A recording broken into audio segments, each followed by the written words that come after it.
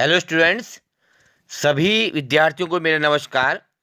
प्यारे विद्यार्थियों, बेटा आज टर्म 2 जो आपका सिलेबस जो आजकल पढ़ाया जा रहा है उसी की बेटा एक नई पोएम पढ़ते हैं जो कि गज़ल हैं। बेटा आपको थोड़ा सा परिचय करा दूं।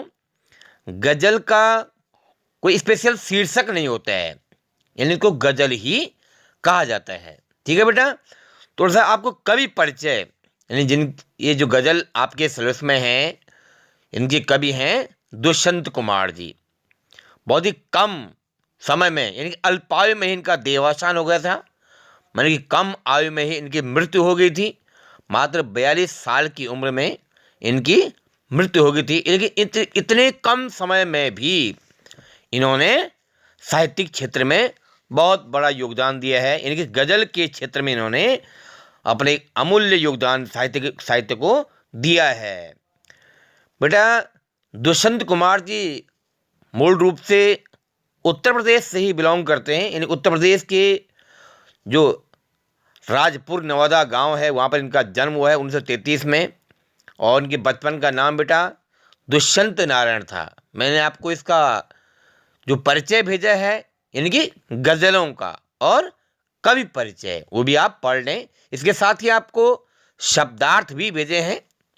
बहुत कम शब्दार्थ इसमें हैं, ज़्यादा नहीं है। हाँ, टिपिकल हैं, थोड़ा कठिन है, उन्हें बेटा ध्यान से याद भी करें और अपनी कॉपी में भी लिखें। तो बेटा पढ़ते हैं।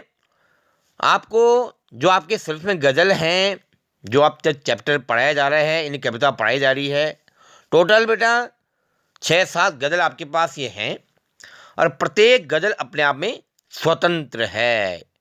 मैं थोड़ा सा आपको और परिचय यानी डीपली बता दूं। इन गज़लों के माध्यम से कवि या गज़लकार दुष्यंत कुमार जी ने आज़ाद भारत के जो कटु अनुभव हैं, इन जो उनके कड़वे अनुभव हैं, हम उसे कटु सच भी कह सकते हैं, उसका वर्णन किया है। इनके कहने का तात्पर्य यह है कि स्वतंत्र भारत में, आज़ाद भारत में भी राजनीतिज्ञों ने, राजनेताओं ने जो घोषणाएं की थी वो पूरी सभी जगह नहीं हो पाई। यही इसका एक तरह से प्रसंग है, यानी इन गज़लों का यही प्रसंग है। दुष्यंत कुमार जी क्या कहना चाह रहे हैं कि राजनेताओं ने जो देश के कोने कोने के लिए कुछ घोषणाएं की थी, चाहे वो शिक्षा के क्षेत्र में हो, चिकित्सा के क्षेत्र में हो, रोजगार के क्षेत्र में हो, वो उनके द्वारा पूरी नहीं की गई थी। तो पढ़ते बेटा पहली गज़ल। लिखा है, कहाँ तो तय था चिरागा हर एक घर के लिए, और कहाँ चिराग मयस्सर नहीं शहर के लिए। बेटा आपको इन गज़लों में उर्दू शब्दों का प्रयोग ज़्यादा दिखाई देगा। आपको तत्सम शब्दावली और उर्दू शब्दावली का प्रयोग आपको प्रमुखता से इसमें दिखाई देगा। बेटा जैसे लिखा है चिरागा, मतलब तो बेटा क्या है इसका, दीपक के लिए बोलते हैं चिराग। चिरागा जो शब्द है वो बहुवचन में है, यानी चिराग शब्द है एक वचन में, जो आप पहली गज़ल में जो देख रहे हैं। कहाँ तो तय, तय में होता है निश्चित, चिरागा दीपकों के लिए। लेकिन यहाँ पे मतलब क्या है, सुख सुविधाओं के लिए मतलब है। चिराग का शाब्दिक अर्थ तो दीपक होता है और चिरागा हो गया उसका बहुवचन दीपकों। लेकिन मतलब क्या है इसका, सुख सुविधाओं से मतलब है।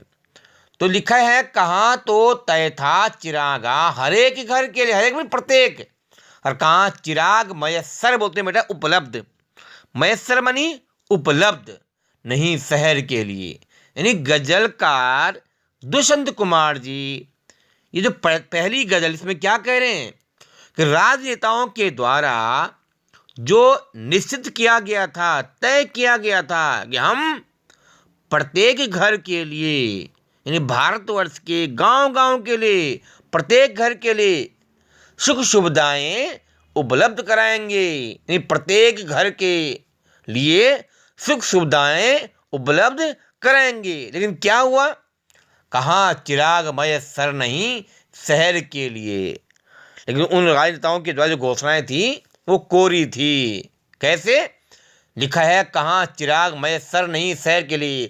वो राजनेता तो केवल एक शहर के लिए भी सुख सुविधाएं नहीं दे पाए। एक बार फिर बता रहा हूँ बेटा, दोबारा सुने। मैं बता रहा हूँ आपको, गजल का, प्रत्येक गजल का एक स्वतंत्र अर्थ होता है जो यहाँ पर दुष्यंत कुमार जी बता रहे हैं। फिर समझे बेटा, कहाँ तो तय था चिरागा हर एक घर के लिए। गजलकार दुष्यंत कुमार जी इस गजल में कह रहे हैं कि राजनेताओं के द्वारा जो घोषणाएं की गई थी वो कैसे थी। उन्होंने तय किया था, कहाँ तो तय था, उन्होंने निश्चित किया था कि हम तो प्रत्येक घर के लिए सुख सुविधाएं दिलवाएंगे या दिलाएंगे, प्रत्येक घर के लिए सुख सुविधाएं उपलब्ध कराएंगे। लेकिन कहाँ चिराग मैसर नहीं शहर के लिए। वे राजनेता तो एक शहर के लिए भी, यानी भारत के केवल एक शहर के लिए भी सुख सुविधाएं उपलब्ध नहीं करा पाए। अर्थात उनकी घोषणाएं तो केवल कागजी थी, वो पूर्ण तो लागू नहीं हुई। दूसरी गजल पढ़ते हैं बेटा।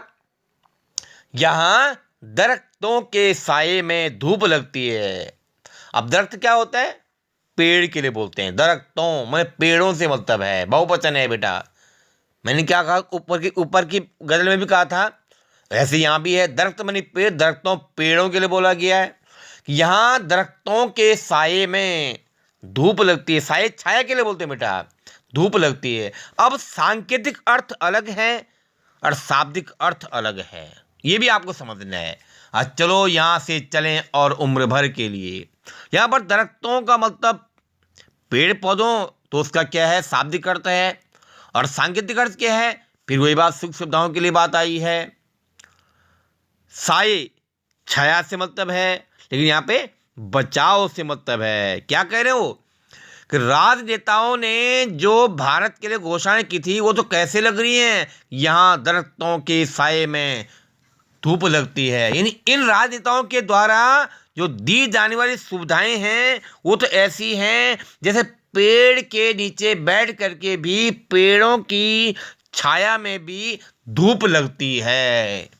यानी इन राजनेताओं के द्वारा इतनी कम सुविधाएं दी गई हैं जो पेड़ की छाया में भी हमें धूप का एहसास होता है। एक तरह से हमें विरोधाभास अलंकार भी है बेटा। कैसे बच्चों? काव्य में जहां पर विरोध का आभास न होते हुए भी विरोध का आभास प्रकट होता है, वहां पर विरोधाभास अलंकार होता है। दूसरी पंक्ति है बेटा, दूसरी गजल की, चलो यहां से चलें और उम्र भर के लिए। बड़ा आसान है। वो भारत के नागरिक सोच रहे हैं, वो तत्कालीन भारत के नागरिक सोच रहे हैं, वो आज़ाद भारत के जो कटु अनुभव वाले नागरिक सोच रहे हैं, जो इन अनुभवों को बयां कर रहे हैं। दुष्यंत कुमार जी उनकी आवाज़ को प्रमुखता दे रहे हैं कि जिन लोगों को यह लग रहा है कि हमें बहुत कम सुख सुविधाएं दी गई हैं, वास्तविकता है उस समय की ये, जिन्होंने कहा है कि यहाँ दरख्तों के साये में धूप लगती है, अर्थात इन अंग्रेजों के द्वारा, राजनेताओं के द्वारा जो सुख सुविधाएं दी गई हैं वो ऐसे प्रतीत होती हैं जैसे पेड़ों की छाया में भी धूप लगती हो, इन्हें कष्टदायी है। और हमें ऐसा प्रतीत होता है हमेशा के लिए, जीवन भर के लिए, उम्र भर के लिए यहाँ से कहीं दूर चले जाएं। यानी पलायनवादी सोच का यहाँ पर परिणाम मिलता है। वो नागरिक इतने परेशान हैं कि हमें तो जिंदगी भर के लिए यहाँ छोड़ देना चाहिए और यहाँ से पलायन कर देना चाहिए, ऐसा दुष्यंत कुमार जी कह रहे हैं। यानी कवि ने इन सभी व्यवस्थाओं से दूर रहकर अपना जीवन बिताना चाहा है। कवि के अकॉर्डिंग, यानी कवि के अनुसार वो ये चाह रहे हैं कि हम ऐसी सुख सुविधाओं को त्याग करके, ऐसी सुख सुविधाओं को छोड़ करके जीवन भर के लिए अपना जीवन कहीं और बिताएं। ऐसे में आम व्यक्ति को निराशा का भाव जागता है। किसके अनुसार? दुष्यंत कुमार जी के अनुसार। कौन है दुष्यंत कुमार जी? इन गजलों के गजलकार। तो बेटा ऐसा आपको समझना है। कोई समस्या हो तो आप हमें प्रश्न पूछें, ठीक है बेटा। इससे आगे हम नेक्स्ट वीडियो में पढ़ाएंगे। धन्यवाद।